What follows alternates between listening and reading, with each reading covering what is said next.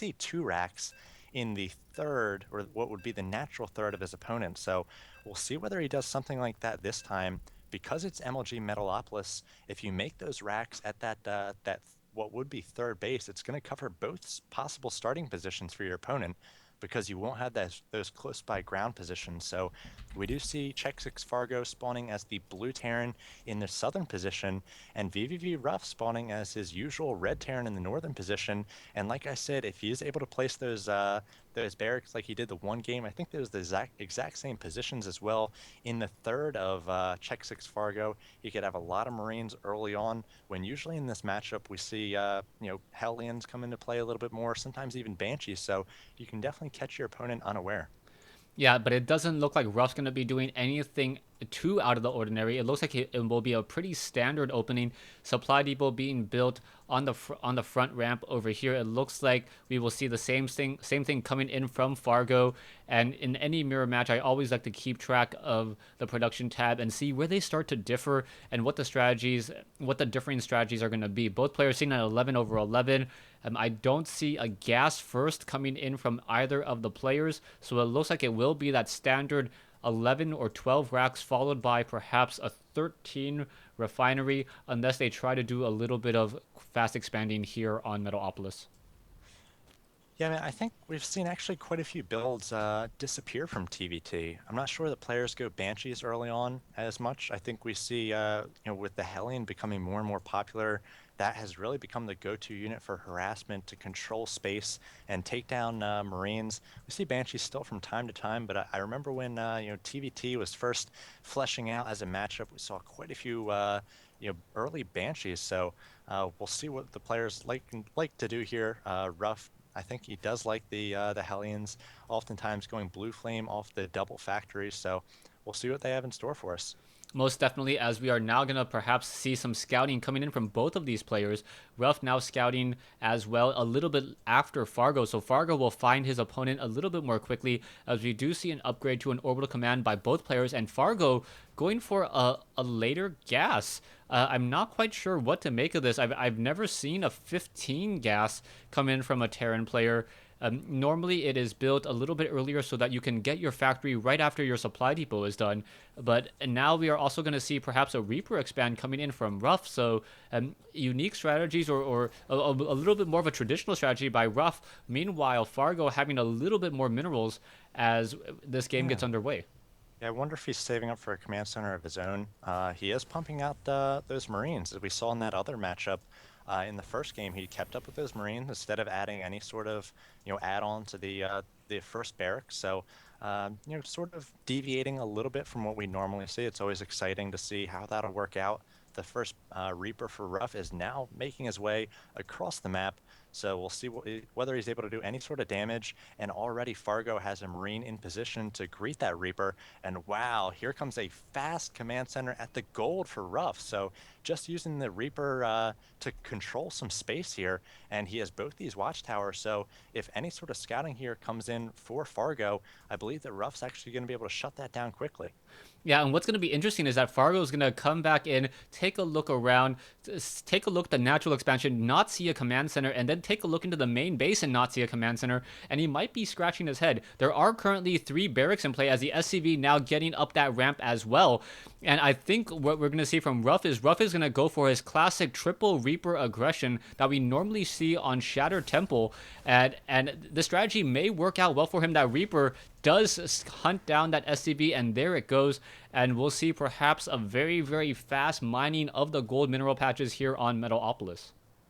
We see a pretty fast starport coming here for Fargo, and he's actually getting a tech lab on this factory. So I imagine we actually might see the Banshees. He does have double refineries, but he's actually only working 4 SCVs off these refineries. So that's interesting. It's really going to hurt his Banshee production if he does decide to go for that.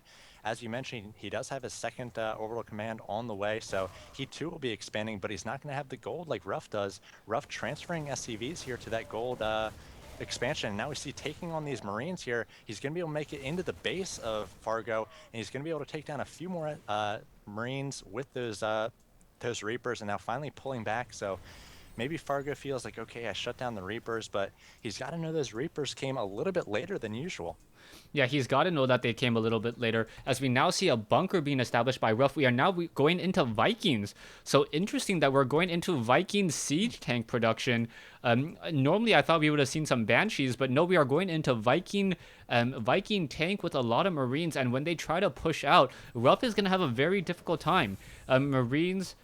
Marines and Marauders perhaps would be a better choice right now, but he's still training mass Marines because he does have that gold. The gold does definitely help him with Marine production, but as soon as a siege tank sits anywhere near this Zelnaga tower or on the Zelnaga Yeah. tower, he's going to be able to just do some long distance blasting, and Ruff will end up being behind.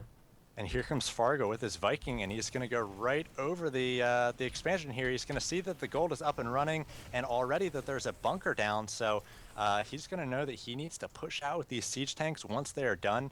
He's going to get on his horse here. He's got his all of his units here into a group. I think he's ready to go. He's about to bring some SCVs as well, but he might be waiting for another tank and that siege tech to finish. So he really has to put some pressure on this gold before Ruff is really able to take advantage. Yeah, right now Ruff does have a lot of Marines with stim, so during that 3 seconds when the siege tanks would like to be able to siege up, the Marines may be able to get enough damage there, and he's going to be able to spot this as Ruff is controlling the center towers. In comes a very large group of units, SCVs, Marines, and tanks now coming in, but the Marines may simply be able to just circumnavigate around this and then perhaps charge up into the main base. There is not much left inside Fargo, and Ruff does have essentially the ground to give. He can lift off, move back with those Reapers, and be able to have the ground to give. It's like trying to attack Russia. There's so much room that he has to give as the Marines are now going to be charging up the ramp and Oh, dealing a wow. lot of damage.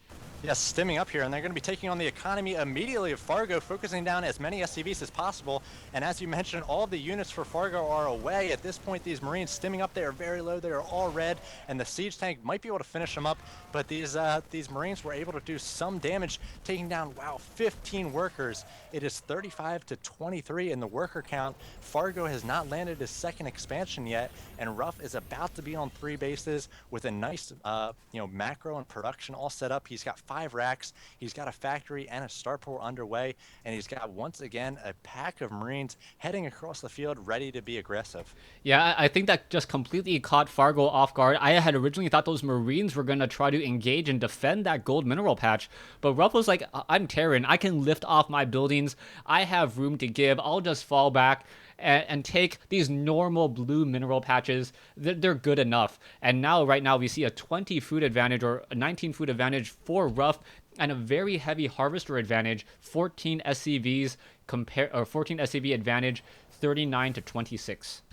I like this. Ruff has this pack of Marines, almost treating them like Zerglings. Says, okay, you'll push out, maybe you'll take down my third, but guess what?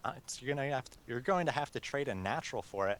So he's going to perhaps stem up here and try to take on this one lone siege tank ready to defend here for CheckSix.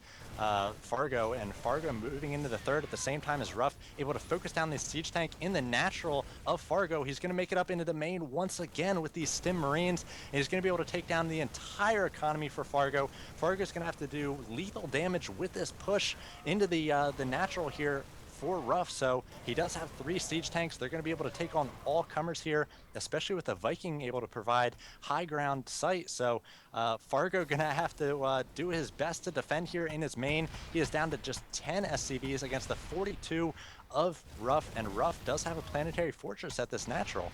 Yeah, something that you never ever see, a planetary fortress at the natural expansion. SCVs could easily start to repair it. Marines now coming in, stimming down, going to be able to focus down these 2 last siege tanks here. SCVs joining in on the fight, trying to win the war. 1 siege tank left, and there is the Grats coming in from Fargo.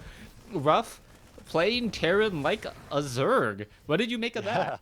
That was crazy, saying, okay, I'm a base ahead. I'm able to take that loss of a base, and I'm just going to counterattack with this pack of, Marinelings, or whatever you want to call them, stim Marines, able to focus down the siege tank in that natural quickly, and just doing so much damage to the economy of Fargo.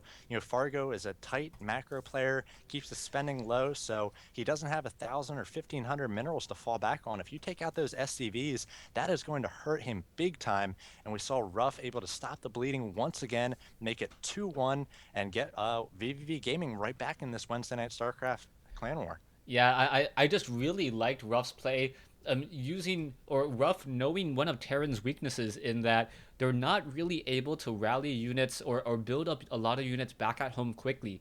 With Protoss, if they saw a lot of Marines simply walk in, most Protoss players at this point have 5 or 6 gateways, would be able to warp in 6 zealots a little bit in the fog of war and then engage. Or with Zerg, you never quite know when a round of spawn larva is going to go off, and what you think is going to be a sneak attack, you may be walking right into a giant trap of 20 roaches. But going up against a Terran, he saw the army, he had the Zelnaga tower, he saw all the Marines, and he's like, you know what? I don't need to defend. I have room to give. I can lose this gold mineral patch, and he almost baited Fargo to attack him at the gold in order to get that engagement. Yeah, he had that bunker there, and it was